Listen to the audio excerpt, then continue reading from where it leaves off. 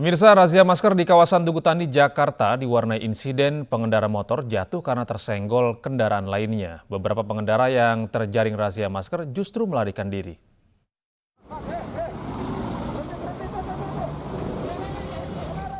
Mobil warna merah ini terus melaju meski petugas Satpol PP memintanya berhenti. Diduga pengendara melanggar protokol kesehatan sehingga petugas berusaha menghentikannya. Peristiwa ini terjadi saat razia protokol kesehatan di kawasan Tugu Tani, Jakarta Pusat, Kamis siang. Dalam razia ini juga terjadi insiden saat pengendara motor terjatuh akibat tersenggol kendaraan lain yang menghindari razia.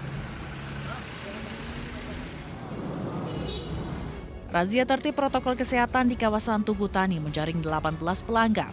Bagi para pelanggar diberikan sanksi denda atau sanksi sosial. Tapi tahu gak kan Jakarta masih PSBB ini mas, harusnya pakai masker.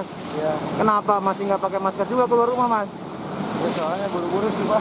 Oh gitu. Ya. Terus dengan dapat sanksi gini, kapok gak mas? Ya, kapok pak. Hah? Kapok sih. Hari ini di Jalan Rawamangun sampai jam 10 siang kita sudah menemukan 18 pelanggar. Dengan pelanggaran itu kita memberikan 2 sanksi sosial dan sanksi administratif. Meski pemerintah Provinsi DKI Jakarta telah mengeluarkan aturan tegas bagi pelanggar masker, namun masih banyak warga yang melanggar tidak pakai masker atau memakai masker namun tidak terpasang dengan benar. Dari Jakarta, Sofyan Firdaus, iNews melaporkan. Tersangka kasus dugaan ujaran kebencian Jering akan mengajukan penangguhan penahanan. Sementara Nora Alexandra, istri Jering, mendatangi Polda Bali untuk menjenguk suaminya yang ditahan di Rutan Mapolda Bali pada Kamis pagi.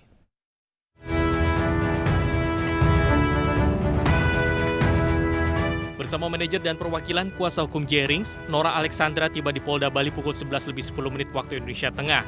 Nora mendatangi rumah tahanan Polda Bali untuk menjenguk suaminya yang kini mendekam di tahanan. Nora juga membawakan makanan kesukaan suaminya, sayur brokoli, serta beberapa buku koleksi Jering. Nora mengaku dirinya mendukung suaminya yang terjerat kasus hukum. Kita ikutin aja, ikutin prosesnya. Saya nggak bisa berbicara. Mungkin kuasa hukum saya yang mewakili. Iya, gitu. Dengan ada manajer saya, sahabat saya, dan ada pihak pengacara juga. Sebelumnya kuasa hukum Igede Ari Astina alias Jering, Iwayan Gendoswardana, akan mengajukan penangguhan penahanan terhadap kliennya. Intinya adalah tetap menggunakan segala upaya hukum yang tersedia, termasuk mengajukan penangguhan penahanan, tapi kemudian selebihnya ya adalah berupaya untuk kemudian memenuhi proses-proses hukum sebaik-baiknya. Kuasa hukum Jering juga berencana mengajukan saksi ahli bahasa jika proses hukum kiatnya terus berlanjut. Hal ini dilakukan untuk menguji kesahihan keterangan dari saksi ahli bahasa sebelumnya. Jering ditetapkan sebagai tersangka atas kasus dugaan ujaran kebencian yang dilaporkan Ikatan Dokter Indonesia Provinsi Bali. Sebelum polisi menetapkan sebagai tersangka, penyidik telah memeriksa saksi ahli bahasa dan Jering. Suami Nora Alexandra itu dijerat 4 pasal dengan ancaman hukuman 6 tahun penjara dan denda 1 miliar rupiah. Dari Denpasar, Bali, Aris Wianto, iNews melaporkan. Ketua Pelaksana Komite Percepatan Pemulihan Ekonomi Nasional Erick Thohir menunjuk Wakapolri Komjen Gatot Edi Pramono sebagai Wakil Ketua Pelaksana 2 Komite Penanganan COVID-19. Keduanya membahas peran strategis kepolisian dalam program pencegahan COVID-19. Polri akan melibatkan seluruh anggota mulai dari tingkat Babin Kamtibmas hingga Mabes Polri untuk menjalankan strategi penanganan pandemi. Seluruh tenaga kesehatan serta fasilitas kesehatan Polri juga digunakan untuk menuntaskan pandemi COVID-19. Polri juga kerjasama dengan TNI untuk mengemban tugas koordinasi ke sejumlah kementerian terkait imunisasi massal COVID-19. Dan khususnya pada hari ini, kenapa saya datang ke Mabes Polri tidak lain ingin memastikan bahwa sinergisitas daripada tim pelaksana dan Polri sendiri menjadi sesuatu yang tidak terpisahkan. Dengan pelibatan Polri di dalam kegiatan tim pelaksana percepatan pemulihan ekonomi nasional, kita akan semakin lebih baik ke depan, dan tentunya terkait dengan COVID-19 ini segera bisa diputus penularannya, dan kita semua akan kembali kepada hal yang normal seperti sebelumnya. Pemirsa, Jawa Timur akan uji coba sekolah tatap muka pada 18 Agustus mendatang. Uji coba tahap awal akan diterapkan di sekolah menengah atas dan sekolah menengah kejuruan.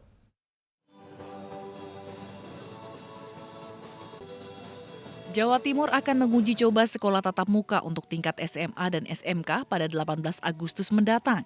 Gubernur Jatim, Khofifah Indar Parawansa mengatakan uji coba sekolah untuk tingkat SMA SMK sesuai persetujuan dari masing-masing wali kota dan bupati di Jawa Timur. Uji coba juga tergantung dari kondisi masing-masing wilayah. Untuk mengawasi jalannya aktivitas sekolah dengan sistem tatap muka, pihaknya akan bekerja sama dengan tim Satgas Penanganan COVID-19. Kalau sekolah seperti surat edaran gubernur bahwa tanggal 18 Agustus Senin depan dimulai uji coba pembelajaran tatap muka secara bertahap untuk SMA SMK dengan approval dari Bupati Wali Kota atau gugus tugas. Meski demikian, Gubernur tidak mewajibkan semua sekolah untuk melakukannya karena tergantung dari kondisi dari masing-masing kota atau kabupaten di Jawa Timur. Apakah sudah aman dari COVID-19 atau belum? Dari Sidoarjo, Jawa Timur, Pramono Putra, iNews melaporkan. Sementara itu pemerintah tengah mengkaji subsidi pulsa untuk guru, dosen, hingga siswa. Subsidi ini akan diberikan dalam bentuk pulsa paket internet yang rencananya digulirkan pada September 2020. Menteri Komunikasi dan Informatika Menkominfo, Johnny G. Plate, mengatakan pemerintah tengah mengkaji pemberian subsidi pulsa untuk mendukung proses pembelajaran jarak jauh di tengah pandemi COVID-19. Pemerintah menyiapkan dana sebesar 7,8 triliun rupiah yang akan diberikan kepada guru, dosen, siswa, dan mahasiswa pada September mendatang selama 4 bulan. Johnny berharap pada September mendatang penyesuaian daftar isian pelaksanaan anggaran atau DIPA bisa segera selesai agar subsidi dapat disalurkan. Paket data, makanya tadi paket data yang diberikan harus ada koordinasi dengan operator seluler, ya, harus ada koordinasi yang kuat ya terkait dengan data, baik data siswanya sendiri, ya, maupun nomor teleponnya, dan nanti pemanfaatannya apa saja. Ada macam-macam modelnya soalnya ya. Ada model whitelist, ya, ada macam-macam itu modelnya. Pemerintah akan mendorong produksi vaksin COVID-19 untuk memenuhi kebutuhan dalam negeri. Anggaran yang disiapkan sekitar 40 hingga 50 triliun rupiah.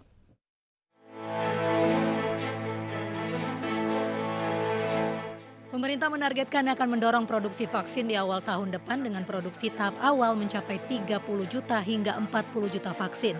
Dengan pendanaan awal melalui suntikan dana hingga 5 triliun rupiah, pemerintah mengestimasi anggaran yang diperlukan dalam memproduksi vaksin pada tahun depan mencapai 40 hingga 50 triliun rupiah. Artinya kita melihat bahwa dunia optimistik bahwa pandemi COVID ini bisa ada jalan keluarnya, di mana tentu jalan keluarnya salah satunya adalah dengan ditemukannya ataupun diproduksinya vaksin, dan tentu perekonomiannya bisa dipulihkan kembali atau melalui transformasi. Pemerintah memastikan pengembangan vaksin bekerjasama dengan negara lain seperti Cina dan Inggris. Pemerintah juga mengembangkan vaksin secara mandiri dengan menggandeng lembaga internasional lainnya. Sementara uji coba vaksin corona masih butuh relawan. Ada yang siap menjadikan tubuhnya sebagai media uji coba, namun ada juga yang takut akan efek sampingnya. Soalnya kan kalau misalnya kita dengar-dengar sama kita lihat di medsos tuh katanya vaksinnya itu sudah diuji coba di luar negeri, terus dibawa ke Indonesia untuk diuji coba lagi. Jadi sepertinya supaya masa pandemi COVID ini cepat berakhir, mau nggak mau kan memang harus ada yang jadi relawan gitu. Bahan percobaan harus jelas dulu kan. Nanti kalau itu siapa yang bertanggung jawab nantinya, kalau itu ya jangan sembarang. Tapi harus jelas dulu, baru kita mau jangan sembarang main percobaan. vaksinnya belum jelas ke itunya, kandungannya apa, efek sampingnya apa, itu harus jelas dulu. Tercatat 1.200 orang lebih sudah mendaftar menjadi relawan. Adapun target relawan uji coba yang dilaksanakan di Bandung, Jawa Barat sekitar 1.620 orang dengan rentang usia 18 hingga 59 tahun.